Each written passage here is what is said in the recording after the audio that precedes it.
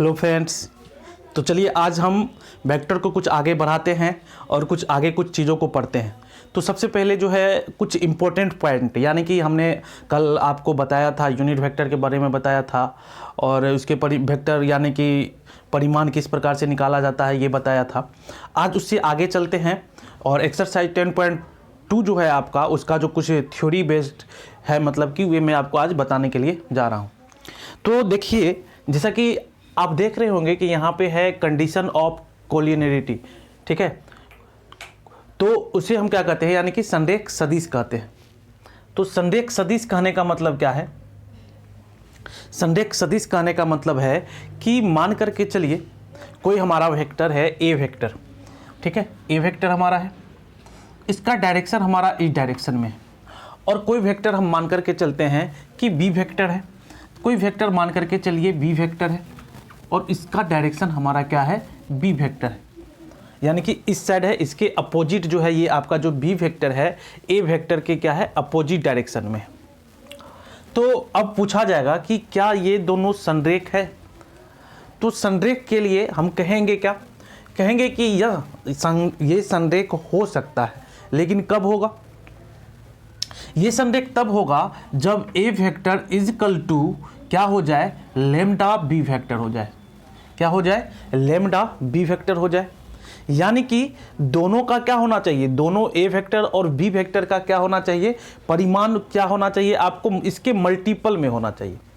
तब हम कहेंगे कि ये जो सदिश आपका है ये संरेख सदिश है। और डायरेक्शन क्या है, इस पे अपोजिट है, तो यहाँ पे हम माइनस लगा देंगे, तो माइनस लेम्डा बी वेक्टर। दूसरी बात करते हैं। तो दूसरा मान करके चलिए एक वेक्टर और लेते हैं, वे वेक्टर आपका है सी वेक्टर, ठीक है। ये वेक्टर हमारा है सी वेक्टर और हम देख रहे हैं कि ए वेक्टर और सी वेक्टर यानी कि इस दोनों वेक्टर का जो डायरेक्शन है एक ही तरफ है। यानी कि दोनों जो वेक्टर हमारा है दोनों का डायरेक्शन क्या है, एक ही तरफ है। तो इसमें पूछा जाएगा कि क्या ये संरेख सदिश है? तो संरेख होने के लिए एक प्रॉपर्टी है, मैं क्वेश्चन बताऊंगा तो उसमें और ज़्यादा आपको क्लियर होगा। एक क्वेश्चन भी मैं कराऊंगा आपको, एग्जांपल कराऊंगा, तो उसमें बहुत सारा चीज़ जो है आपको क्लियर होगा और बहुत सारे कॉन्सेप्ट निकल करके आएंगे। तो देखिए, ए वेक्टर और सी वेक्टर यानी कि कहेगा कि संरेख है, तो हम किस प्रकार से लिखेंगे? तो ए वेक्टर इजकल टू संरेख है, यानी कि ये सी वेक्टर और इनटू क्या हो जाएगा हमारा, ये लेम्डा हो जाएगा, ठीक है। A vector is equal to C vector और ये मल्टीप्लाई में क्या हो जाएगा, लेम्डा हो जाएगा।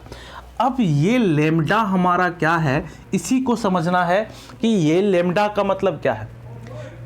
तो लेम्डा कहने का मतलब है कि ये दोनों जो है एक दूसरे के मल्टीपल में है, यानी कि ये इसका दुगुना है या जो भी चीज़ है, लेकिन जो वेक्टर ये है उसी के ये मल्टीपल में है, ठीक है। तो इसी को हम कहते हैं संरेख सदिश।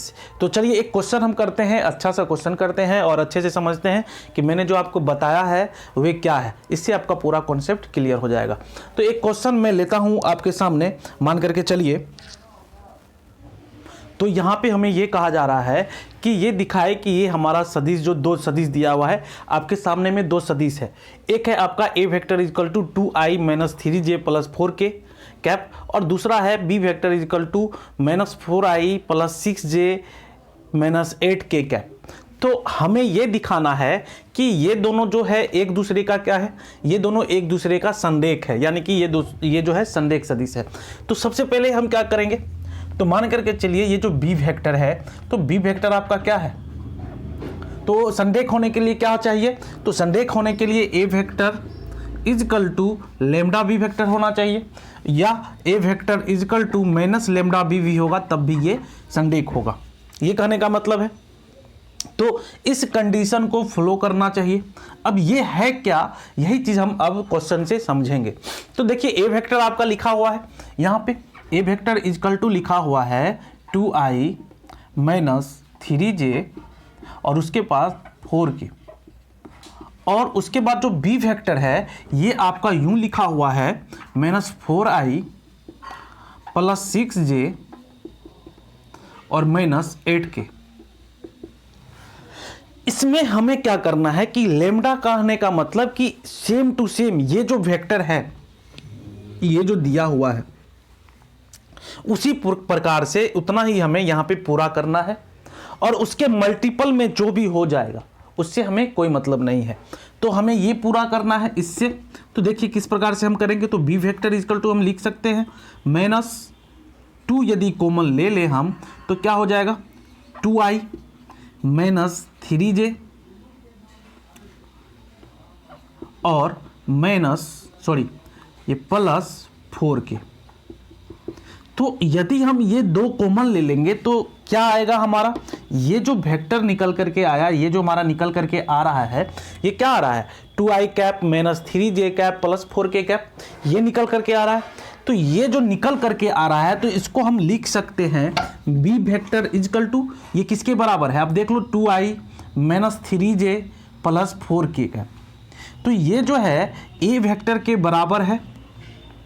तो हम लिख सकते हैं -2 ए वेक्टर लिख सकते हैं ना, इसके जगह पे -2 और ये हमारा टोटल ए वेक्टर के बराबर है तो ए वेक्टर। तो ये हम क्या कहेंगे कि B vector equal to minus lambda A vector को क्या कर रहा है, ये सेटिस्फाई कर रहा है। जहां पे माइनस लेमडा इक्वल टू हमारा कितना आ रहा है 2 आ रहा है, या लेमडा इक्वल टू -2 आ रहा है। तो इस कंडीशन को ये फॉलो कर रहा है। तो इसका मतलब क्या है कि ये जो है हमारा क्या हो जाएगा, ये जो वेक्टर दिया हुआ था हमें चेक करने के लिए कहा जा रहा था कि बताइए कि यह संरेख है कि नहीं। तो हम इसी प्रोसेस से पता करते हैं कि ये हमारा वेक्टर जो दिया हुआ है ये संरेख है कि नहीं है। तो आप लोगों को मेरे ख्याल से पूरा कॉन्सेप्ट क्लियर हो गया होगा। मैंने आपको एग्जांपल भी बताया कि किस प्रकार से हम इसे टोटली सॉल्व करते हैं। तो अब आगे चलिए, आगे चलते हैं और आगे कुछ और नई चीज़ों को पढ़ते हैं। तो ये आपका जो है कुछ इंपॉर्टेंट पॉइंट्स था, उसमें से ये पहला पॉइंट आपका था संरेख सदिश, यानी कि इसके बारे में ये आपको क्वेश्चन में भी रहता है। जब हम एक्सरसाइज सॉल्व करेंगे तो वहाँ पे आपको ये मिलेगा क्वेश्चन के रूप में और वहाँ पे हम अच्छे से सॉल्व भी करेंगे। तो चलिए अब अगला जो टॉपिक है उसको पढ़ते हैं और उसको समझते हैं। अब जो है सदिश के दिक् कोज्याएं और दिक् अनुपात क्या होता है ये आपको समझना बहुत ज़रूरी है और इस पे भी बहुत ज़्यादा क्वेश्चन रहता है आपकी क्लास में, यानी कि क्लास 12th में ये भी जो है आपका जो है सिलेबस में है और आपको समझना बहुत ज़रूरी है। देखिए जो आपका ये जो मैथ होता है ना, ये वेक्टर वे आपको फिजिक्स से थोड़ा सा मेरे हिसाब से शायद कम ही पढ़ना है। जिस हिसाब से फिजिक्स में है तो वहाँ पे कुछ ज़्यादा स्टडी करना है, लेकिन यहाँ पे थोड़ा सा ऊपर से स्टडी करना है। तो चलिए हम बात करते हैं सदिश के दिक् कोज्याएं और दिक् अनुपात के बारे में, कि सदिश का दिक् कोज्याएं क्या होता है और दिक् अनुपात क्या होता है। तो सबसे पहले दिक् कोज्याएं के लिए हम एक वेक्टर लिखते हैं और ये वेक्टर हमारा होगा सदिश मान करके, चलिए एक सदिश मान करके चलते हैं। कोई भी सदिश लिख सकते हैं आप।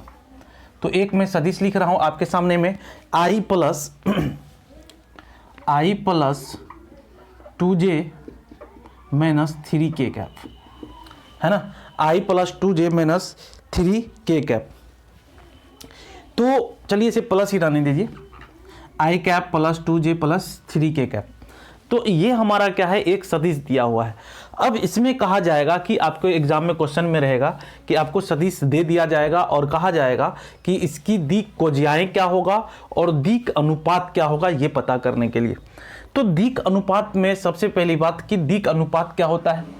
तो देखिए ये जो दिक् अनुपात है, ये जो दिक् अनुपात है ये आपका क्या हो जाएगा, तो i के साथ कौन है मल्टीपल में 1 है तो 1, उसके बाद j के साथ कौन है 2 और k के साथ कौन है 3। तो ये आपका हो गया दिक् अनुपात। अब हम दिक् कोज्याएं की बात करते हैं कि दिक् कोज्याएं किस प्रकार से निकाला जाएगा। तो देखिए दिक् कोज्याएं निकालने का तरीका है, बहुत आसान तरीका है। दिक् कोज्याएं जो निकाला जाएगा ये आपको इस प्रकार से निकाला जाएगा। दिक् कोज्याएं बराबर सबसे पहले जो वेक्टर है उसे आप लिख दो। तो हम वेक्टर लिख देते हैं, यानी कि ए वेक्टर बटे, ठीक है, जो वेक्टर है उसे हम लिख देंगे और उसके नीचे में हम क्या लिखेंगे, उसके परिमाण को लिखेंगे। लगभग आपका जो है ये यूनिट वेक्टर जैसा ही है। ये जो दिक् कोज्याएं हैं यूनिट वेक्टर ही जैसा ही है, लेकिन थोड़ा सा चेंजिंग है। तो चेंजिंग क्या है इसको देखते हैं। तो ए वेक्टर हमारा क्या है i cap plus 2j cap plus 3k cap. और इसको हम क्या लिख सकते हैं, हमने बताया था आपको कि ये जो मोड में ए कैप रहता है तो इसे हम क्या लिखते हैं, तो इसका हम क्या कर देते हैं, स्क्वायर कर देते हैं। तो 1 का स्क्वायर प्लस 2 का स्क्वायर प्लस 3 का स्क्वायर। तो ये आपको क्या हो जाएगा, इसको हम लिखेंगे I cap plus 2j cap plus 3k cap. और नीचे में क्या हो जाएगा हमारा, ये जो है 1 प्लस 4 प्लस 9। तो इसको फिर हम और लिखते हैं, तो I cap plus 2j cap plus 3k cap और बटे में ये हमारा हो जाएगा √14। अब हमें लिखना क्या है, हमें दिक कोज्याएं लिखना है। तो दिक कोज्याएं लिखने के लिए का तरीका है, ये आपका क्या है, आई है और नीचे में क्या हमारा है 14 है। तो 14 है तो हमारा क्या हो जाएगा, इसके साथ मल्टीपल में कौन है, 1 है, तो 1/14 और आई प्लस 2/√14 जे कैप प्लस 3/√14 के कैप। और उसके बाद जो है हमें क्या करना है कि अब हमें पूछेगा कि दिक कोज्याएं क्या क्या होगा, तो हम कहेंगे 1/√14, 2/√14, 3/√14। यही हमारा क्या हो जाएगा, दिक कोज्याएं हो जाएगा। ये आपके एग्जाम में 100% क्वेश्चन रहता है और बहुत ही इजी प्रोसेस है। देखिए अभी तक जो भी आप वेक्टर में पढ़ रहे होंगे एकदम बहुत ही इजी क्वेश्चन आता है। वेक्टर जो समझिए कि वेक्टर 3D, ये दो चीज़ ऐसा है जो कि आपको फ्री में नंबर देने के लिए आता है। ये सिलेबस ही बना है आपको नंबर देने के लिए। यदि आप इसे थोड़ा सा भी अच्छा से पढ़ते हैं तो बुझिए पूरा का पूरा जो है नंबर आना इससे तय है। तो ये सब बहुत ही छोटा चैप्टर है और बहुत ही इंपॉर्टेंट चैप्टर है, क्योंकि इससे अच्छा खासा नंबर का क्वेश्चन आपके एग्जाम में आता है। अब कुछ आगे हम पढ़ते हैं, आगे कुछ चीज़ों को समझते हैं। चलिए अब हम बात कर रहे हैं दो बिंदुओं को मिलाने वाले सदिश के बारे में। देखिए ऐसा है कि कहीं पे यदि दो बिंदु हो और उसको मिलाने वाली कोई सदिश होगी तब हम उसे किस प्रकार से सॉल्व करते हैं। तो मान करके चलिए एक बिंदु ये हमारा है और एक बिंदु ये हमारा है। इस दोनों बिंदु को मिलाने वाला कोई सदिश है, इस दोनों बिंदु को मिलाने वाला कोई क्या है, एक सदिश है ना। तो एक का नाम हम दे देते हैं ए और एक का नाम हम क्या दे देते हैं, बी। एक का नाम हम दे देते हैं ए और दूसरे का नाम हम दे देते हैं बी, या एक का नाम दे देते हैं पी या दूसरे का क्यू, कुछ भी दे सकते हैं। तो चलिए पी मान के चले ये पॉइंट है और ये दूसरा पॉइंट हमारा क्या है, क्यू है। तो ये दो बिंदु है पी और क्यू और इसको एक वेक्टर के द्वारा मिलाया गया है। तो इसको हम किस प्रकार से सॉल्व कर सकते हैं, तो ये जो पॉइंट हमारा होगा तो क्या होगा, देखिए x Y Z, x1 y1 और z1 होगा। आपको मालूम है क्यों हम x1 y1 z1 लिख रहे हैं, क्योंकि अभी तक जो भी हम बात कर रहे हैं तो पोजीशन वेक्टर से हम कुछ अलग पढ़ते आ रहे हैं ना।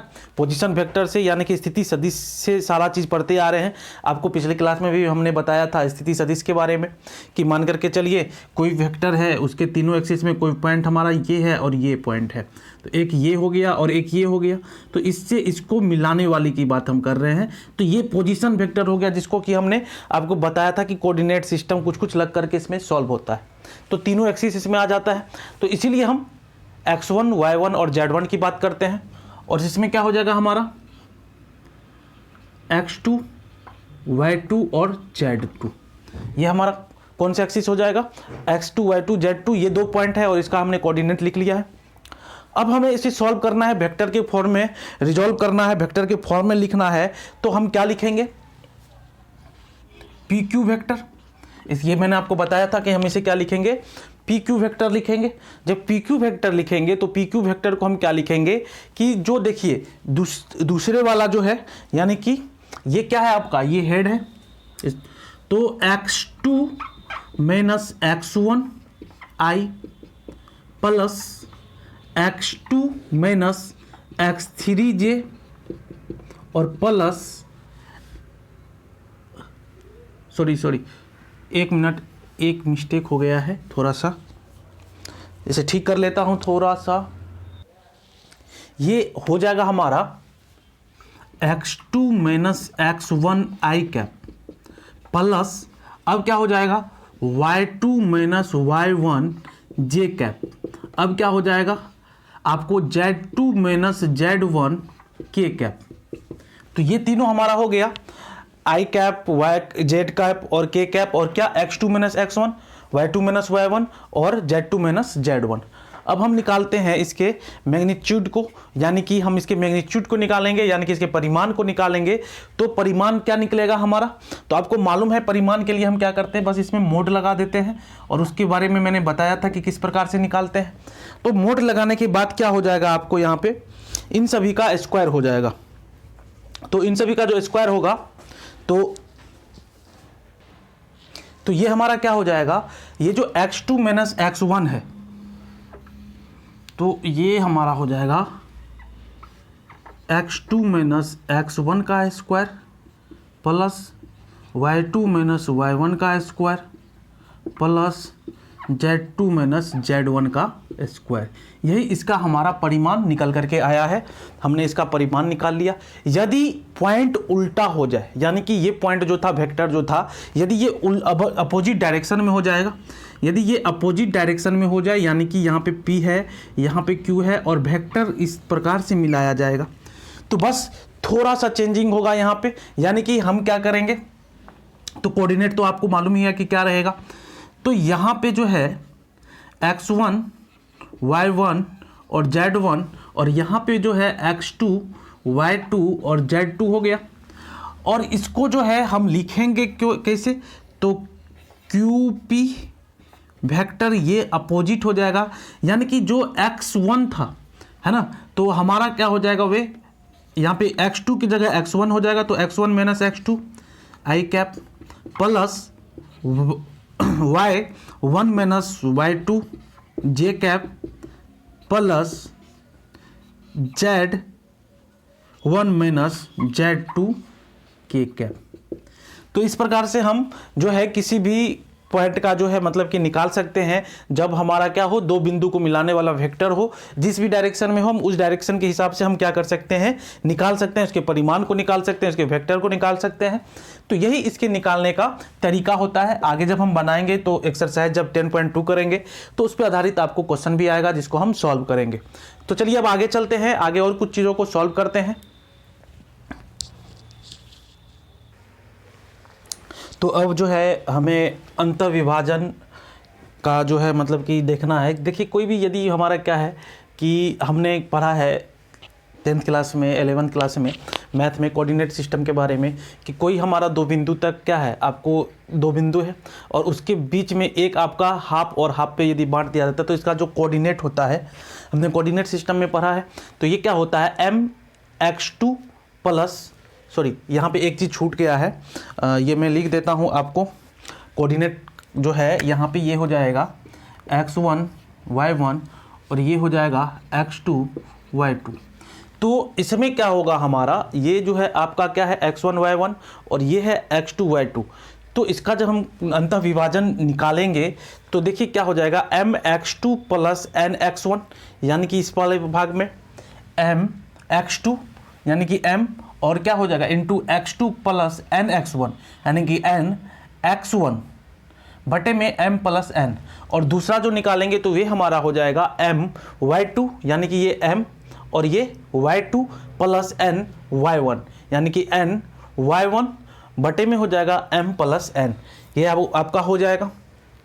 और बाह्य विभाजन के लिए क्या हो जाएगा, बाह्य विभाजन के लिए मान के कोई वेक्टर है और उसके अंदर तक के लिए किसी कोऑर्डिनेट सिस्टम को निकालना है तो ये हो जाएगा p x1 y1 और ये हमारा q x2 y2। तो यहाँ से यहाँ तक के लिए, लेकिन ये हमारा कहाँ तक था, m हमारा यहाँ तक था और n हमारा क्या है, इस वाले के लिए भाग के लिए निकालना है। तो ये हमारा हो जाएगा m x2 minus n x1 बटे m माइनस n और ये हो जाएगा m y2 minus n y1 बटे m माइनस n। इन चीज़ों को आपको याद रखना है। इसी के साथ आपको एक्सरसाइज 10.2 पूरा कंप्लीट होता है। पूरा का पूरा जो है मतलब कि जो इसका जो बेसिक थ्योरम था, जो भी थ्योरी था वे मैंने आपको बता दिया है। अब जो है क्वेश्चन को जब हम सॉल्व करेंगे तो जो भी चीज़ ऐसा कॉन्सेप्ट बचा हुआ होगा मैं आपके साथ डिस्कस कर लूँगा और आपको मैं बता दूंगा। तब तक के लिए गुड बाय, और कल मैं एक्सरसाइज 10.2 का क्वेश्चन आंसर लेकर के आता हूँ। Thank you.